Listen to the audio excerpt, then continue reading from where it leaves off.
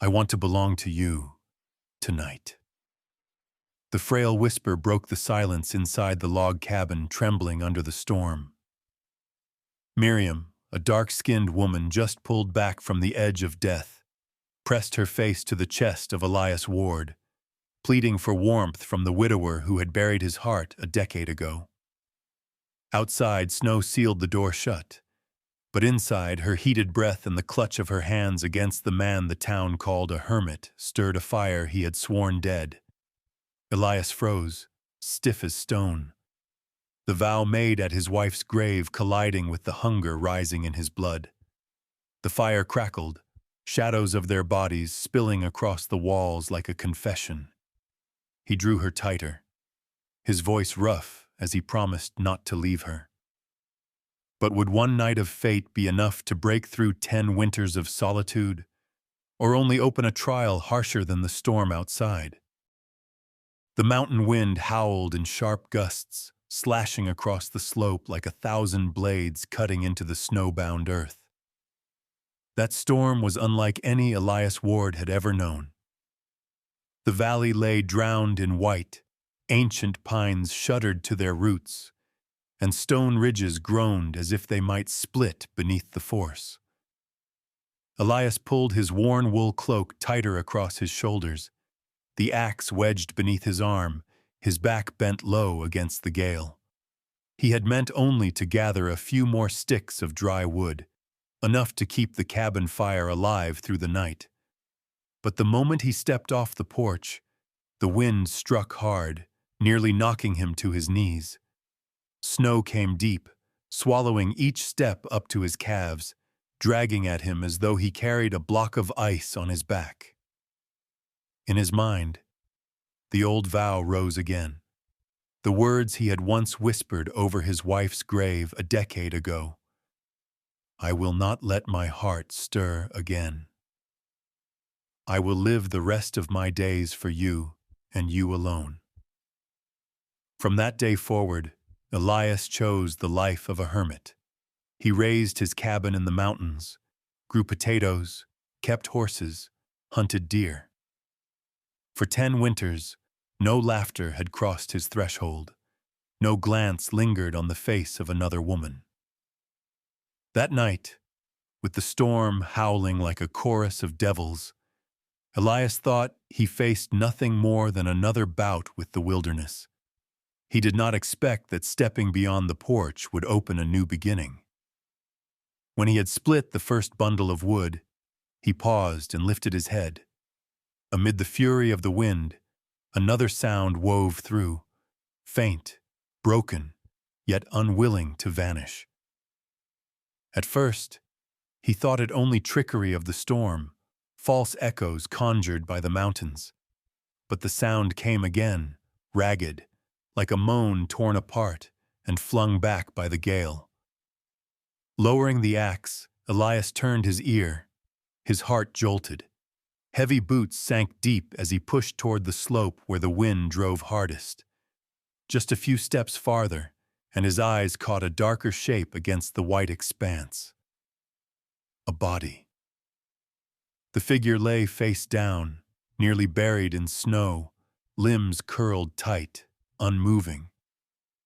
Elias froze, his pulse hammering, and then memory struck. 10 years gone, the night he had clutched his wife's lifeless form while the wind screamed, his voice lost in the storm. His whole body stiffened, but his legs carried him forward all the same. He dropped to his knees, sweeping snow away with his hands. The lantern he carried shook wildly, its thin light spilling across the face of a young woman. Her skin was deep brown, her lips blue, her breath so faint it seemed already gone. Her thin dress was soaked and frozen to her frame. Fingers clawed at the snow, as though she had fought fate until the very end. Merciful God, Elias rasped, his hands trembling.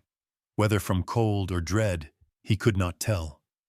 Sliding an arm beneath her, he lifted her slight weight.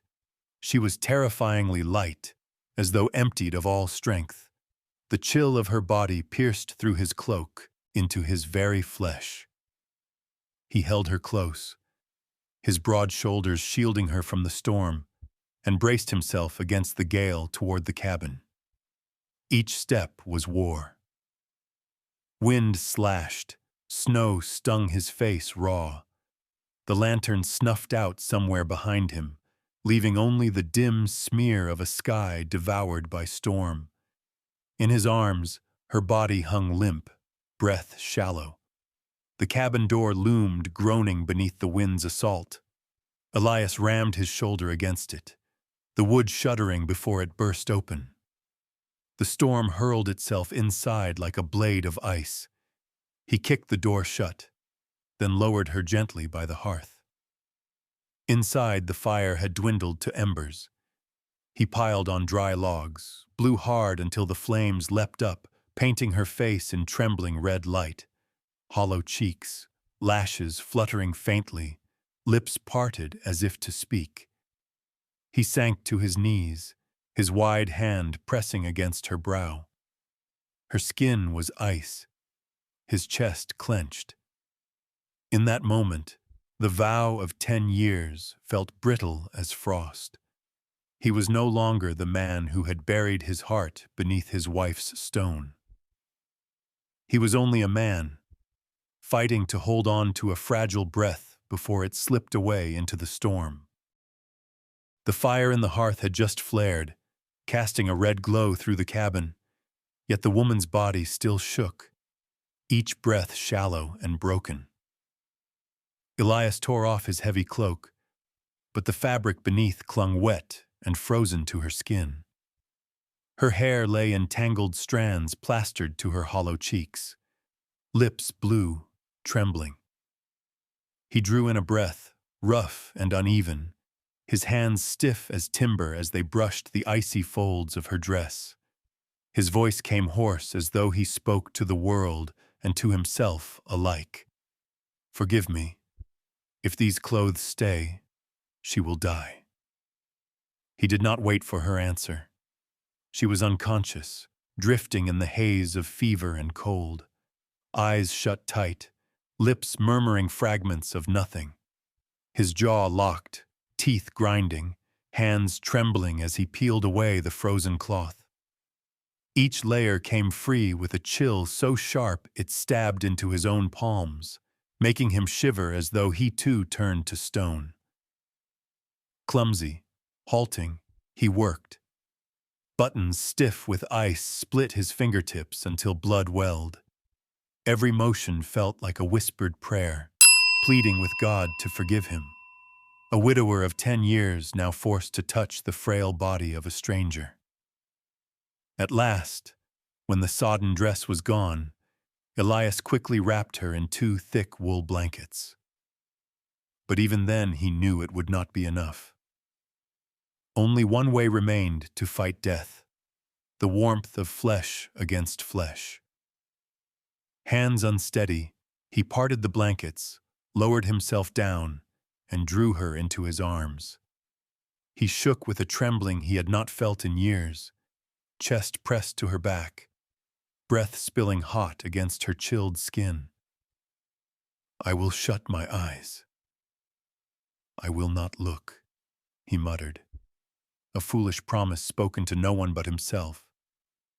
But when her body met his, when her frailty leaned into his chest, his heart pounded against his ribs with violent urgency.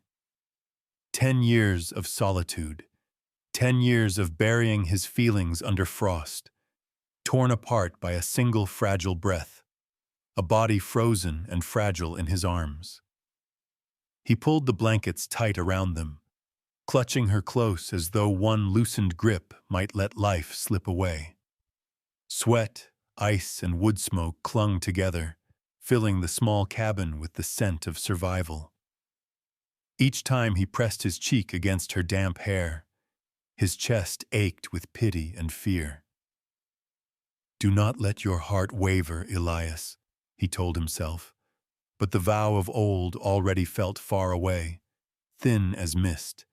He held tighter, voice breaking to a whisper. "Hold on. Don't give up.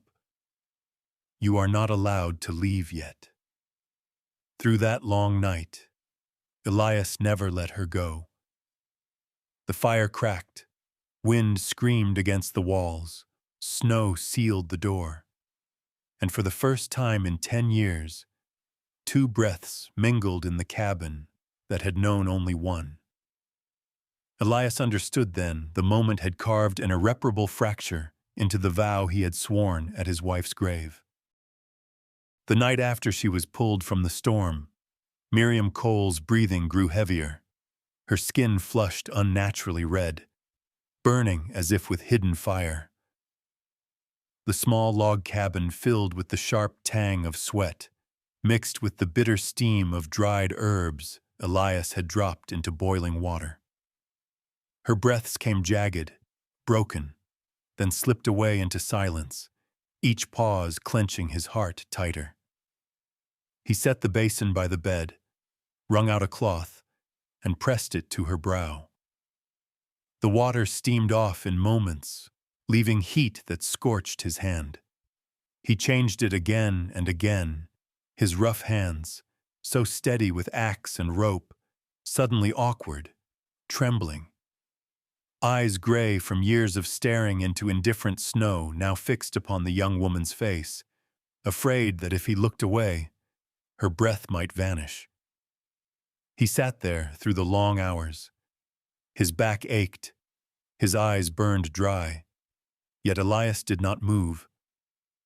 His hand kept to its work, changing cloths, brushing wet strands from her brow, listening to the faintest sounds that cracked from her parched lips. Then, in the haze of fever, words broke free, fragile as a whisper torn by wind. "Don't force me. I don't want to share a roof." Elias went still. In that instant, the storm outside, the fever within, seemed nothing compared to the ache that gripped him. He did not understand it all, but enough to know. Her torment was not only from the cold. Behind those broken words lay memory, binding, a prison that had scarred her spirit. His hand stopped mid-air, the wet cloth dripping onto the quilt. Firelight flickered across his rigid face, his eyes deepening with something unfamiliar. Pity mingled with fury. Fury that someone had driven a woman so young to cry out in despair even in unconsciousness. Fury that he, who had sworn never to let another soul breach his heart, now found himself helpless before a fragile body carrying wounds he could not mend. He bent closer, muttered low, "No one will force you again, not under this roof." But Miriam did not hear. She trembled still, lips moving as if speaking to some shadow only she could see. Time dragged. The fire flared bright, then faltered low, but Elias never looked away from her wan face. He remembered his wife's last day, the flush of fever on her cheeks, the warmth draining until her eyes closed forever. The memory pressed at him like a scream, but he swallowed it down, gripping his own hand to stay steady. The night stretched endless. Elias did not sleep. He changed cloths, stoked the fire, pressed his calloused fingers to her thin wrist, clinging to the faint beat. In the red glow, he traced the lines of her face, the hollow cheeks, lashes that trembled, cracked lips that moved without rest. By dawn, snow still smothered the mountains outside. Inside, Elias replaced the final cloth. Her skin still burned, but her breathing had steadied, drawn longer, more even. He sank back in his chair, lids heavy, shoulders slack with exhaustion in the fading firelight. The hardness of his features softened for the first time in years. He knew the fight was far from over. The fever could return at any hour. Yet deep in his chest, Elias also knew this. He had crossed a line he once swore never to breach. The vow that his heart would never stir again, was no longer as unbreakable as mountain ice.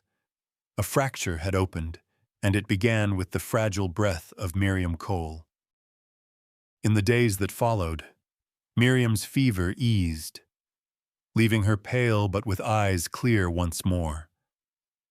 The small log cabin, long accustomed to its heavy silence, began to fill with unfamiliar sounds: the soft tread of light feet across the floorboards, the clatter of dry wood as she fed the fire, the splash of water poured into the blackened iron pot. At first, Elias kept his distance. He rose before dawn, splitting wood on the porch, mending boards the storm had torn loose, and spoke little when he returned. He left kindling by the hearth, then sat at the table with his carving knife in hand. Miriam kept quiet, watching him like one might watch a gray mountain, sheltering, yet unreachable. She grew accustomed to finding her way in the cramped space. By daylight, seeping through the cracks, she practiced walking, fingers brushing familiar shapes. The pot hung on its iron hook, the worn wooden chair, the smoke-scented blanket. Weak still, she refused idleness. She swept the floor, cleared ash from the hearth, stacked the woodpile neat. Her hands, raw from the icy water, scrubbed tin dishes without complaint. Elias saw, but said nothing. Only once or twice, when he caught her swaying near the basin, his eyes flickered. Instead of stopping her, his voice came clipped and dry. "Rest." Miriam lifted her dark eyes to his, then answered softly, "I will not sit and wait for pity." His mouth pressed tight. He turned away, leaving silence heavy in his wake. Evenings brought a muted glow. Elias set a pot of thin soup on the table, ladled 2 bowls, slid one toward her without meeting her gaze. Miriam lifted her spoon, the scent of salted meat and dried potatoes stinging her eyes. Not for the flavor, but for the simple fact that after days of flight, she now sat before a meal with warmth, across from another soul. "Thank you," she murmured. Elias gave only a curt nod, eyes on his bowl. Yet for a moment, his gaze lingered on her trembling hand before turning aside. Days settled into rhythm. Miriam learned to stir the fire before dawn, to dry damp clothes by the flames, to listen for the wind's whistle against the walls and add wood before it waned. Elias remained quiet, speaking only when needed. "Stack the wood there. Don't go out in the wind. Eat." The rest he left to silence. But in that silence, small gestures wove a fragile thread. While he carved, she placed another log on the fire, its light spilling across his broad shoulders. When she dozed in her chair, he drew a blanket over her and retreated as if he'd never touched her. These unspoken acts, multiplied day by day, stretched into a bond finer yet stronger than the storm's snow. One evening, Elias returned from the barn to find cornbread on the low table. Its crust was charred, its scent faintly bitter, yet the cabin, long steeped in broth, brimmed with a new fragrance. Miriam stood by the stove, hands dusted white, eyes waiting. Elias broke off a piece, chewed, slowly, then gave a small nod.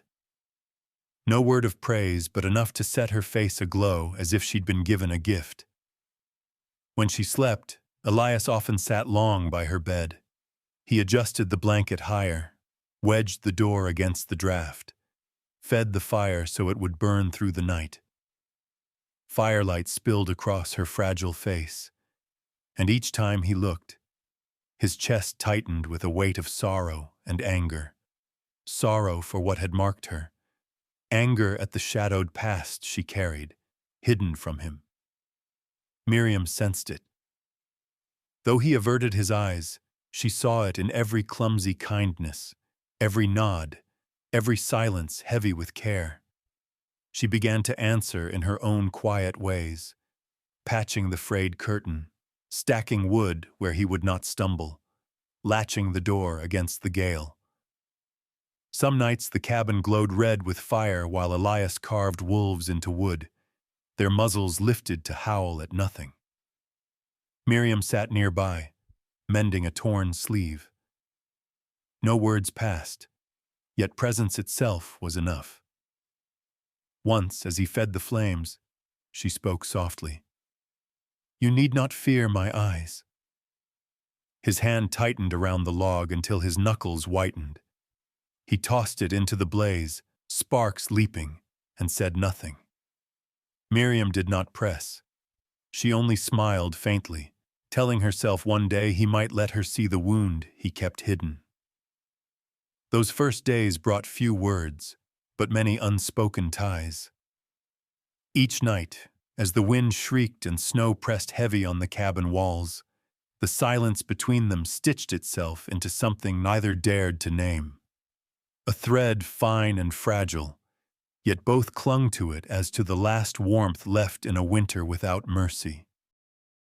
That morning, the sky opened in a heavy slate gray. Snow had ceased, yet the trail down to the valley lay buried thick, slick, and bitter cold. Elias hitched the horse to the sled, tossing in a few empty hides to carry salt, coffee, and flour. Miriam wrapped herself in his heavy coat, scarf drawn over her head. Her face was pale, but her eyes held steady resolve. They left the cabin while mist still hung low. Elias sat in front, his broad hands gripping the reins, shoulders squared like a wall against the wind. Miriam sat behind, her arms circling his back for balance. Silence held them, broken only by the horse's breath and the wind whipping along the ridges. By mid-morning, Cedar Ridge appeared, a narrow street lined with saloon, general store, blacksmith, and a wooden church. The air smelled of roasting coffee and damp smoke. But when Elias's sled creaked into town, heads turned at once. Whispers slid like wind through a canyon. There, Holt, the hermit after 10 years. And the colored woman with him. Look at that. Eyes burned from every doorway, porch, and church step. Some lifted brows, some sneered. Mothers pulled children aside. Miriam felt each stare pierce her skin like sharpened blades. Elias stepped down, face set. He strode into the general store, voice rough and clipped. Salt, coffee, a bit of flour. Keller, the storekeeper, faltered for a breath, but forced a polite smile, wrapped the goods without pause. Miriam stood behind, chin held high though her hands trembled in the sleeves. When they stepped out, murmurs clung like burrs. A man like him, bringing a woman up the mountain. And that woman's not clean. Elias heard every word. His fist tightened on the sack strap, veins rising hard, but he gave no reply. He loaded the sled in silence. Miriam, seated behind him, felt shame burn hot beneath her skin, yet also felt shielded by his quiet defiance. The road home stretched long, white light reflecting from every drift, blinding. Neither spoke. Elias held the reins tight, jaw hard. Miriam wrapped her arms around herself, fighting off the sting of the town's cruelty. Then it happened. From the folds of her coat slipped an old envelope, edges creased, tumbling into the snow. Elias halted, bent and picked it up. His eyes caught the bold print across its face. Marriage contract. Malcolm Ashford. Darkness clouded his gaze. He unfolded it, the words clear even in the dim light, lines of careful script, sealed with a red stamp. And there, Written plain, he read the cruelty. The bride will reside with the gentleman and his mistress. His blood froze. It was more than a forced marriage. It was degradation, a chain that treated a woman as trade, a body to be divided and discarded. Elias lifted his head. Miriam sat rigid, lips trembling, eyes wide in dread. She moved as if to snatch it back, but Elias had already folded the paper. His hand shook, yet his voice came low and steady. Yours. He held it out to her, nothing more. Miriam clutched it, knuckles whitening. She longed to speak, to tell him it was never her choice, that she had fled to salvage what dignity remained. But his face, lined deep with hardship and shadowed darker still, his eyes like winter ice, strangled her words before they rose. The horse drew them onward, hooves striking steady, yet the space between them widened into a gulf. In Elias's mind, the whispers of Cedar Ridge tangled with the words from that letter, and behind them rose the face of his wife, the woman he had sworn never to betray. Now Miriam's presence, bound to that paper, pressed like a knife into the wound he had carried all these years. Miriam bowed her head, clutching the envelope tight. Silent tears slipped down, soaking into his coat draped around her shoulders. She knew from that moment a wall had risen between them. No storm-built drift, but a truth laid bare, sharp and merciless. That night, the cabin glowed with fire, yet silence lay heavier than ever. Elias sat at the table, carving until his fingertips bled, unaware. Miriam kept to the hearth, her eyes lost in the flames. Both heard the storm's wail outside, but louder still within was the sound of a fragile thread snapping, the bond they had only begun to weave. From then on, the cabin held more than snow and wind. It carried a secret made plain, a twisted betrothal, a past that hunted close, and a distance thickening between two souls who had almost touched warmth. That night, the wind howled long and low, like wolves lost in the valley. Snow fell so thick it nearly sealed the cabin door, leaving only a narrow crack for the gale to shriek through. Elias wedged planks tight against it, then sat, shoulders burdened in shadow. Miriam had stoked the fire early. Its orange light leapt across rough-hewn walls, warming the room but exposing the distance between them. On the low table rested an old bottle of corn whiskey. Elias had not meant to drink. He had avoided the burn of liquor for years, knowing too well how it loosened the chains he kept on memory. But tonight, silence pressed too heavy, and Miriam's gaze cut too deep. He reached, pulled the cork. The pop echoed sharp in the stillness. He poured into a tin cup, the dark liquid shimmering in the firelight. Across from him, Miriam's hand trembled as she lifted her own cup, but her eyes stayed firm. She drank a small sip, the whiskey searing her throat, burning through her chest, blooming heat in her belly until her cheeks flushed. Elias drank deeper, each swallow as if to scorch away the distance that remained. For a while, only the crack of wood and the whistle of wind filled the cabin. Then Miriam set down her cup and looked straight at him. Her voice was soft, yet steady. You keep me at arm's length because of my stained past, don't you? The words dropped like a stone into frozen water. Elias's fist tightened on the cup, veins swelling in his hand. He wanted to turn away, to bury himself in silence as always. But the liquor had loosened the knots. He lifted his gaze, gray eyes dull as cold ash, voice rasping. No, I fear myself. He drained the cup, slammed it down, then slowly forced words he never thought he would speak. "When I look at you, I can't control myself."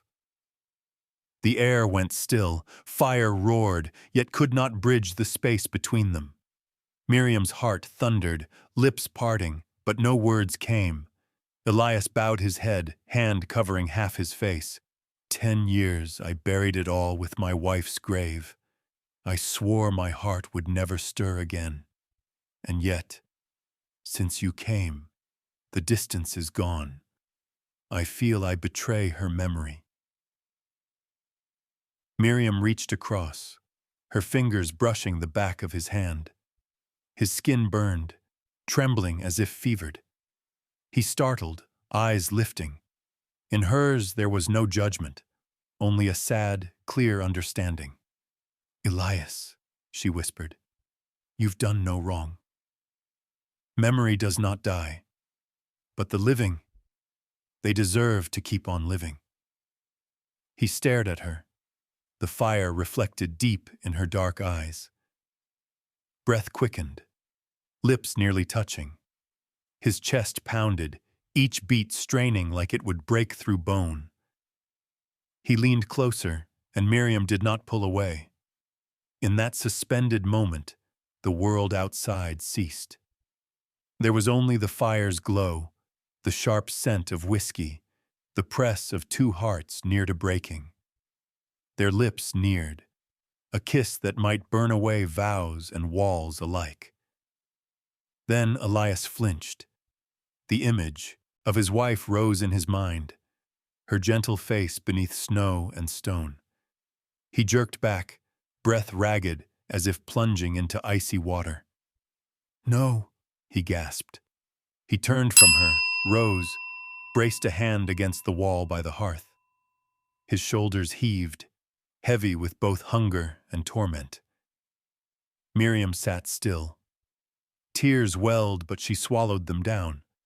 She knew he remained bound to his past, a loyalty noble yet merciless. Elias stood long in silence, broad back quivering in the firelight. His voice came low, as if speaking only to himself. "I cannot betray her, yet I cannot deny. I have felt." Neither slept. Miriam lay turned to the wall, biting her lip until it bled. Elias remained at the table, the bottle emptying, unfinished wolf carvings piling beside him. The fire dwindled to coals, glowing red like his heart, burning but on the edge of ash. Outside, the wind moaned and snow buried the door. Inside, two souls trembled, not from the storm, but from the desire neither dared to name. That morning, the sky hung low and heavy. Gray clouds spread thick across the peaks like a woolen shroud. Elias stepped onto the porch, axe still in hand, meaning to split a few more logs before snow began again. Then he stopped short. From far off came the pounding of hooves. 3 horses, not one. The sound rang sharp and urgent, echoing along the slopes, nothing like the steady plod of his own stock. He set the axe down, turned, and took the rifle from its peg beside the door. Inside, Miriam bent over the hearth, lifted her head at the noise. Her face drained of color when she caught sight of figures riding hard down the mountainside. At their head rode Malcolm Ashford, astride a great white stallion. The brim of his hat cast shadow across eyes cold as steel, while a crooked smile cut across his face. In his gloved hand, he held high a packet of papers, the red seal glaring bright as blood against the snow. On either side flanked 2 gunmen unknown to Elias, their hands already twitching near their holsters, grins mocking. The horses clattered to a halt in the yard, snow spraying from hooves. Malcolm stayed in the saddle, voice booming so all the timbered slopes could hear. "Miriam Cole, you belong to me. Here it is in ink and seal, marriage contract signed and witnessed. Holt, You're harboring another man's lawful bride." His words cracked the air, arrogant and brazen. Inside, Miriam shook. Her skin blanched, her hands twisted into her skirt until her knuckles split. Memories surged back. His possessive eyes, the venom in his tone, the nights she had trembled under his shadow. She shrank into the corner, unable to step forward. The rumor carried quick as wildfire. Neighbors, long watchful of Elias's solitude, gathered among the pines, peering down into his yard. Whispers cut the cold. So she had a betrothed all along, and still lives with Holt, no better than a ruined woman. Each word struck Miriam like a lash. She knew if she stepped out, the town would see her as a deceiver. The past she had tried to bury had risen to tear the roof away. Elias stepped onto the porch. Rifle firm in his grip, his eyes shone hard as forged iron. He stood broad and unyielding, blocking the doorway. He did not glance back at Miriam's ragged breath behind him. "Get off my land, Malcolm," Elias growled. "One more step, and I fire." Malcolm laughed loud, his mirth rolling across the frosted valley. He shook the paper aloft, his voice dripping scorn. "You think to spit on the law, Holt? This is binding and sealed. The whole town will side with me. And you? Just a widower hiding in the hills. No one believes your word." The crowd's murmurs swelled, eyes cutting toward Elias, others fixed on Miriam with disdain. She fought to hold back tears, but her trembling shoulders betrayed her fear. Elias narrowed his eyes, lifting the rifle higher. His words struck sharp, deliberate. "This is my mountain, my law, and I say, if you linger here, the next sound you hear will be led through your chest." The air tightened to a breaking point. Malcolm's gun hands slid nearer to their weapons, eyes flashing with violence.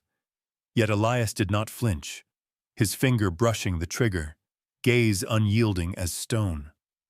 That icy calm stilled even the hired killers, who hesitated where lesser men would fire.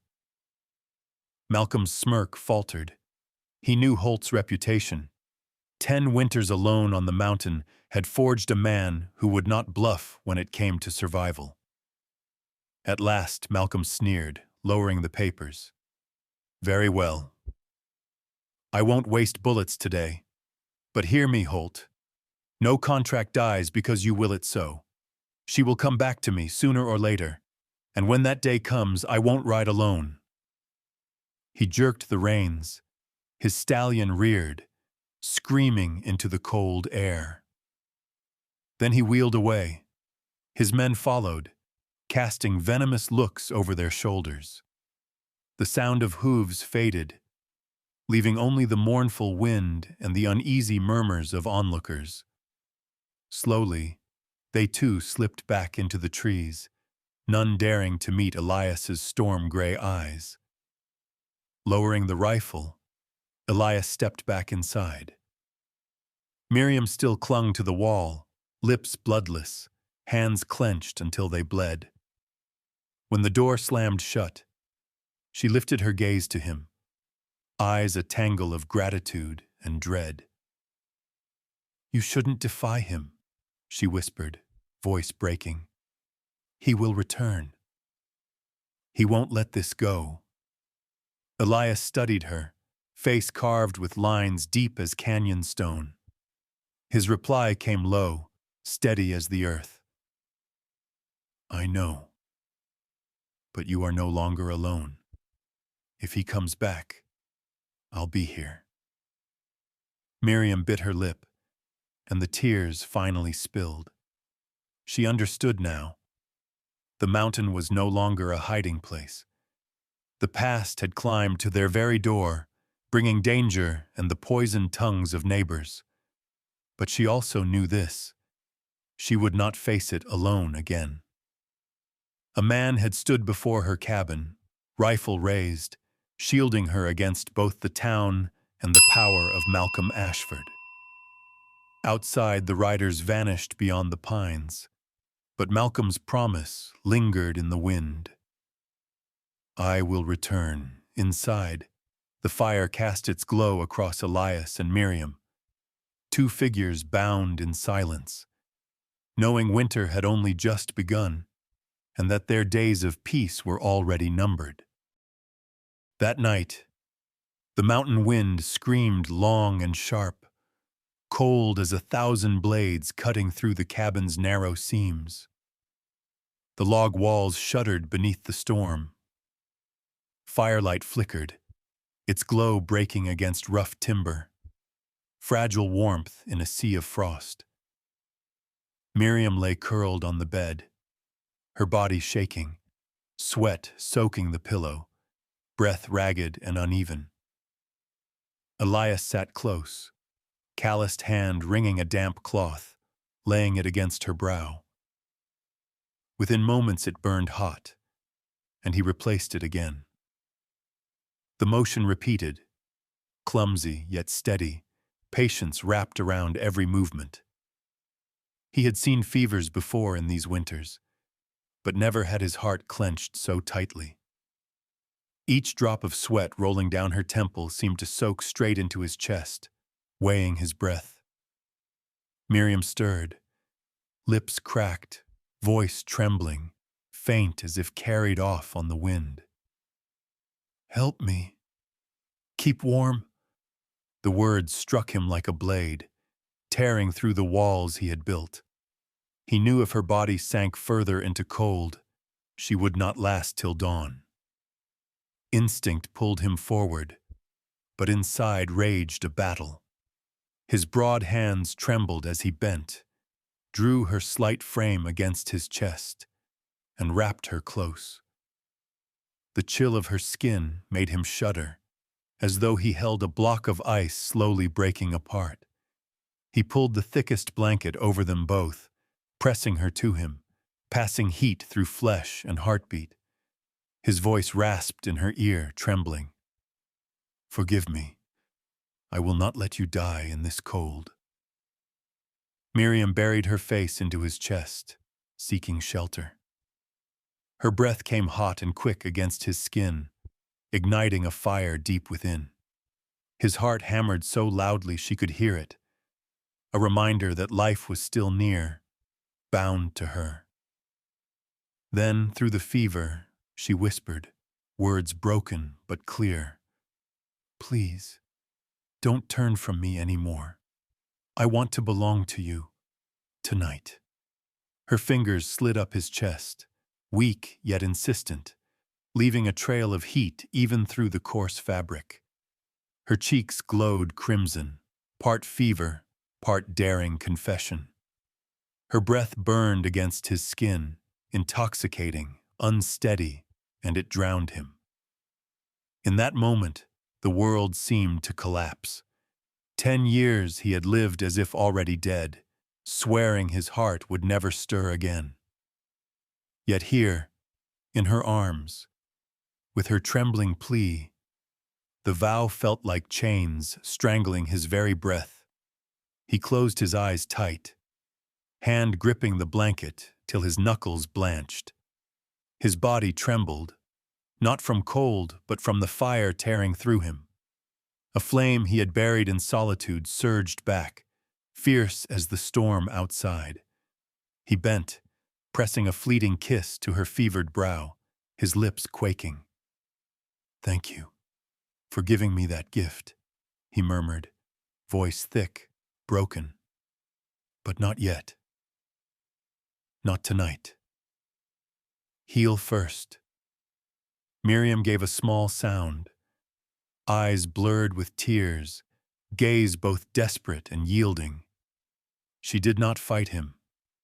She only pressed closer, clinging to the beat of his heart, as if it alone kept her anchored. Elias held her tighter, feeling her breaths slowly steady, her shivers ease. Yet inside, the fire would not die. It burned, clawing, threatening to raze the walls he had raised for a decade. He knew this was the second time he had nearly lost himself, the first with whiskey and a kiss undone, and now in the fevered tremor of Miriam's arms. Outside, snow thickened, erasing all tracks on the porch. The wind howled through the pines, echoing the storm inside him. But in the cabin, two breaths mingled, sweat, smoke, and longing coiling into a heady haze. At the edge of sleep, Miriam whispered once more, voice fractured, pleading, "Don't leave me alone." Elias bowed his head, lips brushing her damp hair. "I won't." That night, he sat unmoving, cradling her in his arms, not only guarding her fragile life, but also the blaze raging in his own chest. A fire more dangerous than the storm beating at the cabin walls. A few days later, once Miriam's fever had broken, Elias made ready to ride down for medicine and supplies. He meant to go alone, but Miriam stood firm. Her eyes, still ringed with weariness, shone with a determination he could not quell. He knew he could not keep her locked away in the cabin forever. That morning the sky sagged low and gray, ice patches scattered along the trail.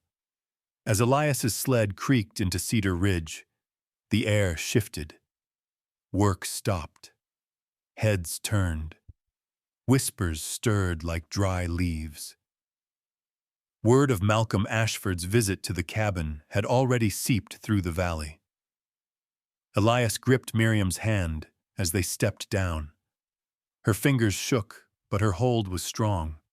Her dark eyes, steady and unflinching, carried something resolute. As he had expected, Malcolm was waiting. He stood in the center of the square, flanked by the same two gunmen. His smile spread wide with triumph the moment he saw her. In his hand he held high the contract, the red seal flashing like blood against the dim sky. "There," he bellowed, his voice booming over the cold air. "You all see it. She is my betrothed. Holt stole her, kept her hidden up in his cabin. I have the right, the ink and the seal to prove it." The crowd rose in noise, whispers hardening into barbs. Living with Holt all this time. Shameless. Nothing but a ruined woman. Miriam froze, her hand clammy in Elias's grip. But then she drew a breath, stepped forward, and pulled from her cloak a small, worn notebook, leather frayed, pages stained with ink. Breaking from Elias's shadow, she stood tall. Her voice trembled but rang clear. "Yes, there was a contract. But it was never to protect me. It was to sell me." The square fell still. Malcolm faltered for a moment, then sneered. Empty words. Who would believe a runaway woman? Miriam lifted the journal high, flipping to its marked pages. Her voice grew stronger, each word carving the air. "This is my record." Every line of that twisted contract. It said, "The bride will live with the gentleman and his mistress." The seal is there. The words are there. This was no marriage. This was degradation. She held aloft the paper itself, unfolding it for all to see. Her voice cracked, but carried. "The bride is to be treated as property. The bride must obey both the gentleman and any he names. The bride has no right to refuse." Gasps rippled through the crowd. The women, who had been quickest to scorn her, now muttered, their faces darkening with outrage. Their whispers turned sharp, then loud. One man's voice rang above the rest. "That's no marriage. That's an insult to humanity." Malcolm's mask slipped. He roared back, desperation cracking his tone. "Silence! The word of a colored woman means nothing. You'll believe her over me?" But Miriam did not falter. Her eyes blazed, her hands tight on the journal. Better to die on the mountain than live as your plaything. The cry rang across the square, echoing off the clapboard walls, carrying to the farthest ears. A tide rose. Voices broke into shouts, angry and defiant. "Get out, Malcolm! Enough shame! We won't stomach this!" Elias stood just behind her, rifle slung but unread. His stare alone was steel enough to force Malcolm's hired guns a step back.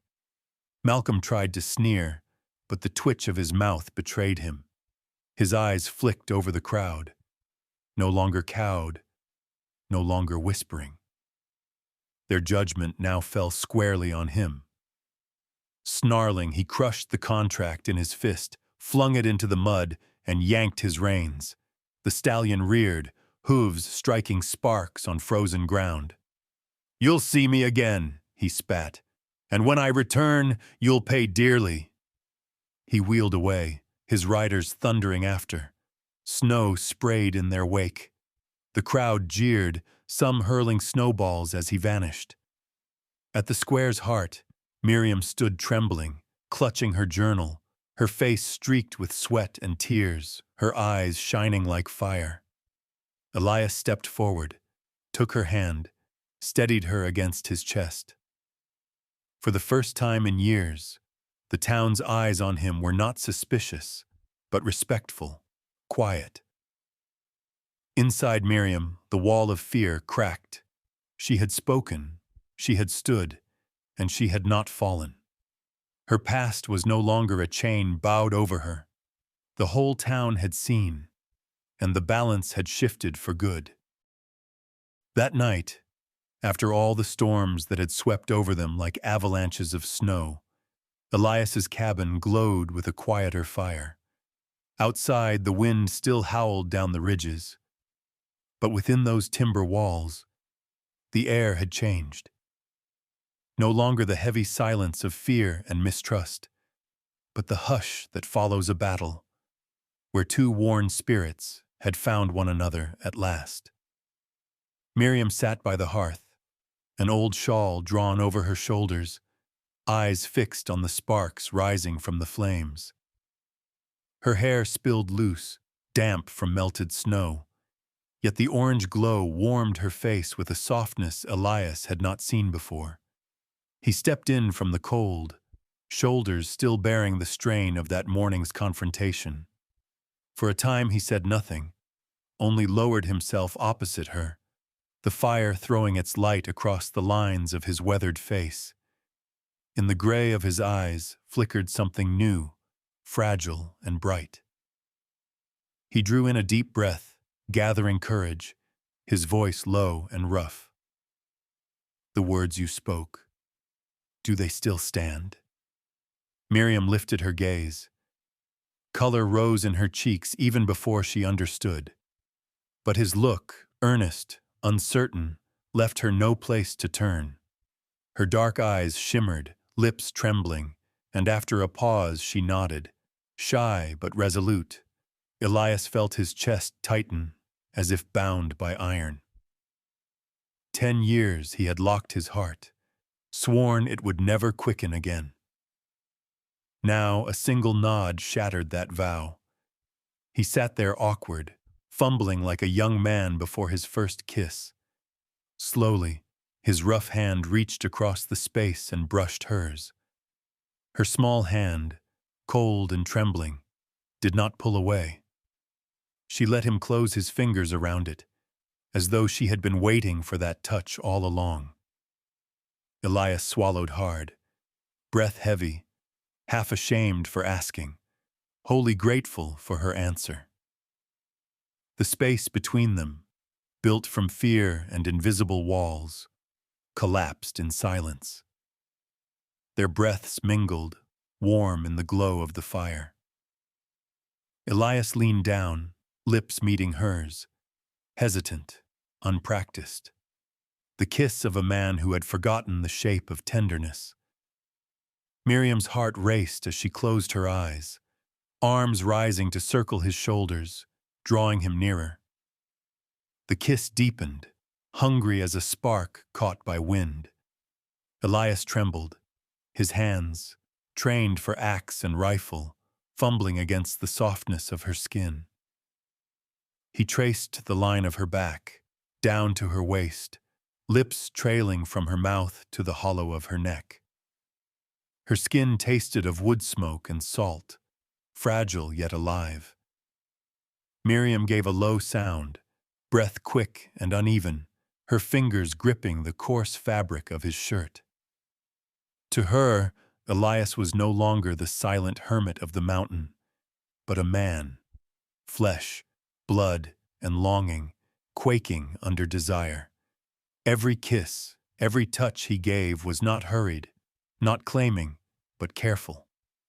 He moved slow, as though each moment must be carved into memory, as though she were something precious that might break.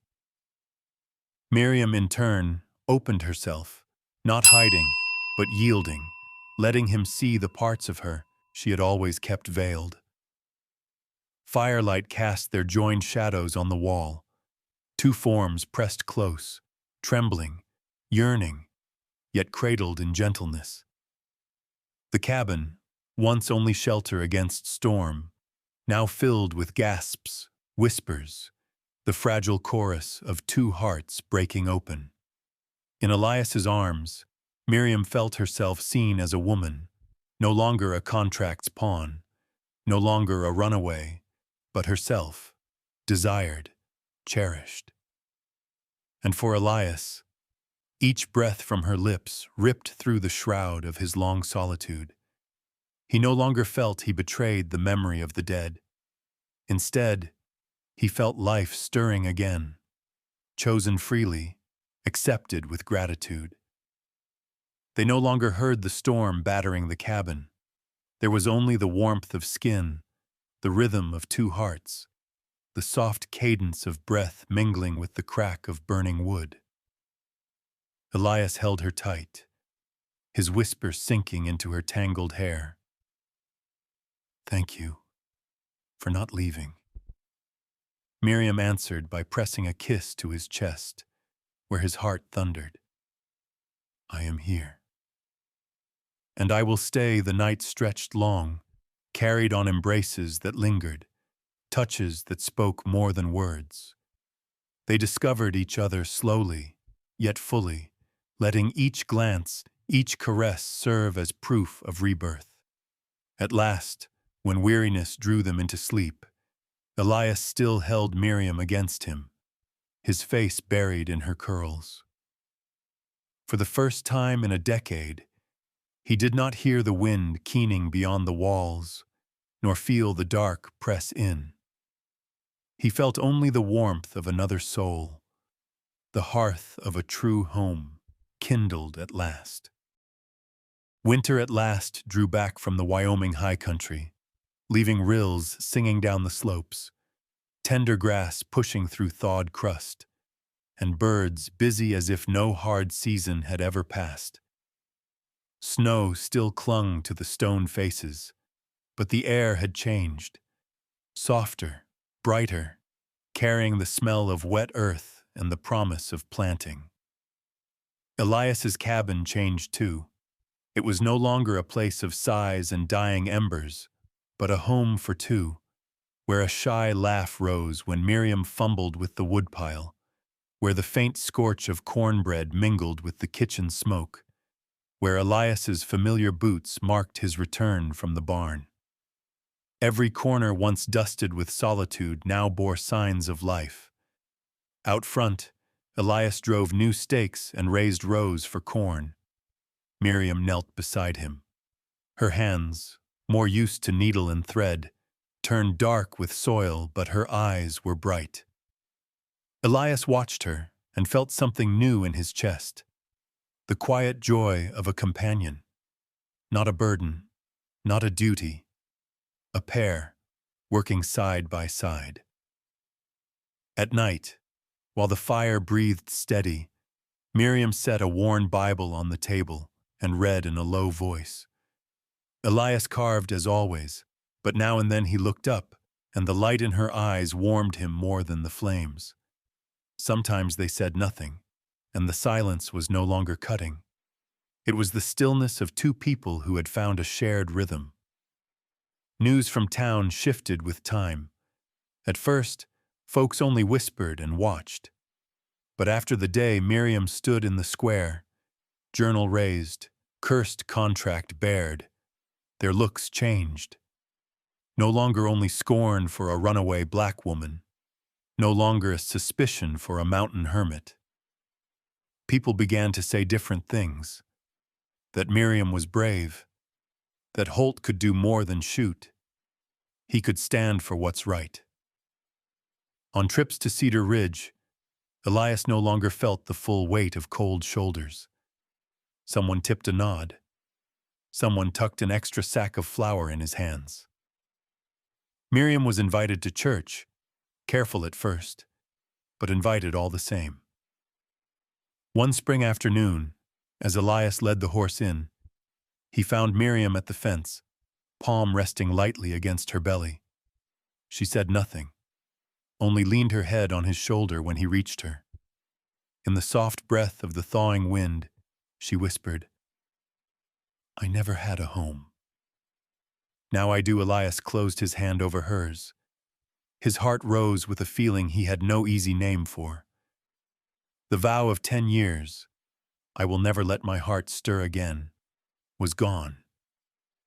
In its place stood a new oath, carved in quiet. He would not leave her alone. He would not abandon her to storm or slander. Days fell into work that built a roof in more than one sense. Miriam sowed wild mustard by the window. Elias mended the stable roof. Together they gathered wood and sealed the cracks in the walls. At night they sat close, firelight soft on faces no longer grim. Miriam smiled more. Elias did too. Summer came. The corn stood taller each week. Birds returned to the eaves and filled the yard with song. In town, folks stopped talking about that old contract and turned to other talk. Holt had a real home now. Miriam had gone from stranger to part of the place. Someone asked Elias to fix a bridle. Someone asked Miriam to show a daughter how to stitch a hem. One morning, when the first thin snow of the new season dusted the yard, Elias stood on the porch, cloak on his shoulders, eyes on the easy horses. Miriam came out, wrapped a scarf around her neck, and slid her hand into his. They said nothing, only stood there, breath white in the air, mingling. In that quiet, Elias knew he had found his true home, not in planks that held against the gale, but in the hand he held and the depth of the eyes turned up to him. Miriam smiled. It was a hearthfire kind of smile, one that keeps a long winter warm. Snow fell and covered the tracks, but they did not move. They stood together, no longer two strays, a family at last. That autumn, cold from the high peaks began to pour into the valley, yet the cabin was warmer than it had ever been. By the hearth, Miriam stitched a tiny linen shirt the shopkeeper's wife had given. Each careful pass of the needle seemed to lace hope into the cloth. Elias at the door hung his hunting rifle back on its peg and watched her with a hushed kind of wonder. He had not expected any of this, that in his 40s, 10 years after a life that seemed finished with him, he would have a roof, a wife, and now a small life on the way. The feeling was strange and tight in his chest. He had never dared to dream it. Yet here it was, inside his own walls. Winter came. Miriam bore a daughter. The night was white with heavy snow and fierce wind, but in the cabin a new cry rose in the arms of a trembling father. Elias took the child from the midwife, his rough hands cupping a warm, pink, fragile weight. His eyes stung, his throat closed. "Our girl," Miriam whispered, spent but shining. Elias bent and looked at the soft eyelids, the little mouth working. Words failed him. Something else rose up instead, as if a mountain of old snow within him melted all at once. He pressed his lips to the child's brow, voice unsteady. "I never thought I would have a whole family again." From then on, the cabin's quiet took on another rhythm. A baby's cry cut the winter nights. Miriam sang slow, steady tunes. Elias, the old bear who had lived alone, learned to change swaddles and walk the floor till the little one slept. He wasn't good at it, but patience lived in his eyes, and the hands that had known only rifle and axe found a father's gentleness. He carried the child to the porch in the mornings, wrapped in the thickest blanket, to let her breathe the clean air. Sometimes Miriam stood beside him, head tucked to his shoulder. "Do you see?" she teased. "She looks for you more than me." Elias smiled, a true warming smile. "She knows who walks her out to meet the sun." By the time spring greened the corn rows, the baby laughed. Her bright giggle rang over the little field where Miriam spread a quilt for her to kick and wriggle, and Elias laughed too, as if new water had reached ground long gone dry. People in town changed with the seasons. They stopped staring and started stopping by, bringing a basket of bread, a woolen blanket, a word of blessing. The shopkeeper's wife murmured, "A baby makes many things easier to forgive." It proved true. The child's presence thinned the old bitter talk. With each season, the family knit closer. Elias added a small room on the back of the cabin so Miriam could sew and the child could play. He set posts for the wildflowers Miriam loved, purple and yellow waving in the wind outside the window. One summer evening, Miriam sat by the open frame, the baby asleep in her arms. Elias sat close with the old Bible. Miriam lifted her eyes and smiled. "Do you realize it? Your old vow has changed." Elias closed the book and sat quiet, then nodded. "The day I buried my wife, I swore my heart would never stir. Today I swear something else. Never to let you and our child stand alone." That's the real vow. Miriam took his hand, tears bright, and in that moment they both knew this roof was built with more than timber. It stood on trust and choice, on choosing to face weather together. The next year brought a son. Elias wept again when he held the boy, remembering how he once believed he would never hear a child's first cry. The cabin grew fuller, louder, and happier. When another winter came and the wind sang along the roofline, Elias stood on the porch with two little ones at his boots, and Miriam with the baby in her arms. He watched them and felt as if he stood inside a dream he had spent half his life refusing. Then he knew the dream was real. He had a family, a home, a love rekindled from the ashes of loneliness. He vowed, if the blizzards ever returned, he would not lose it. Some stories do not close with a gunshot or a hard end. They settle with a long breath, the soft snap of firewood, and the look of two people who finally found each other after years of weather. Elias, who thought his heart buried in Wyoming stone, found it beating again. Miriam, who thought she had only flight left, found a place to stand. From a single night of storm, they wove a life back together, with warmth, patience, and a tender, stubborn faith. This is not only a love story, it is a story of renewal, proof that even a hardened, aging heart can be warmed once more. If this tale brought a quiet smile or a sting of tears, Leave a comment and share what it stirred in you. Don't forget to like and subscribe to follow more Wild West love stories, where love and faith find a way to root, even in the driest ground. Where are you listening from? Leave a hello so we can feel a little closer.